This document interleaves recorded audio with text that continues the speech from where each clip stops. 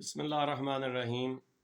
رمضان شریف گزر رہا ہے، 2-4 روزے باقی رہ گئے ہیں، لیکن تمام مسلمانوں کو یہ بات یاد رکھنی چاہیے کہ 2-4 دنوں کے بعد رمضان شریف تو گزر جائے گا، لیکن اسلام انشاءاللہ قیامت تک باقی رہے گا۔ ہر مسلمان جو ہے اس سلسلے میں اس کو یہ ہمیشہ یاد رکھنا چاہیے کہ رمضان کے مہینے میں جو ٹریننگ اس نے حاصل کی تھی کہ اسے یہ بتایا گیا تھا علماء سے، جمعوں کے خطاب میں، تقریروں نے، لوگوں نے یہ سنا تھا کہ روزہ صرف کھانے پینے کا نہیں ہوتا بلکہ سارے جسم کا روزہ ہوتا ہے۔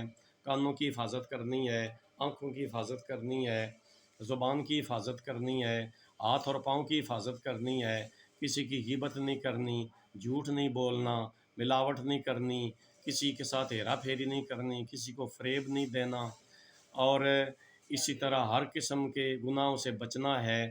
تو زیادہ سے زیادہ عبادت کی کوشش کرنا ہے، نماز 5 ٹائم پڑھنی ہے اور قرآن مجید کی تلاوت کرنی ہے۔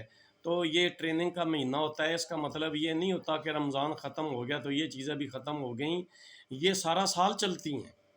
رمضان کے مہینے میں جو تربیت آپ نے حاصل کی ہے، ان چیزوں پر عمل کر کے آپ نے سارا سال اب اپنے اس عمل کو بحال رکھنا ہے۔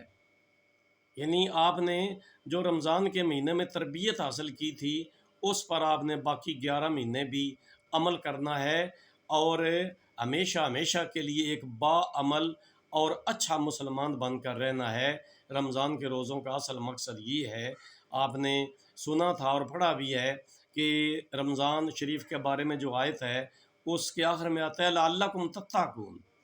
روزوں کا مقصد بیان کیا گیا ہے تاکہ تم پرہیزگار بن جاؤ، اللہ سے ڈرنے والے بن جاؤ، تم متقی بن جاؤ، تم شیطان کے دشمن بن جاؤ، تم نیکیوں کو اپنانے والے بن جاؤ اور گناہوں سے تم دور ہو جاؤ۔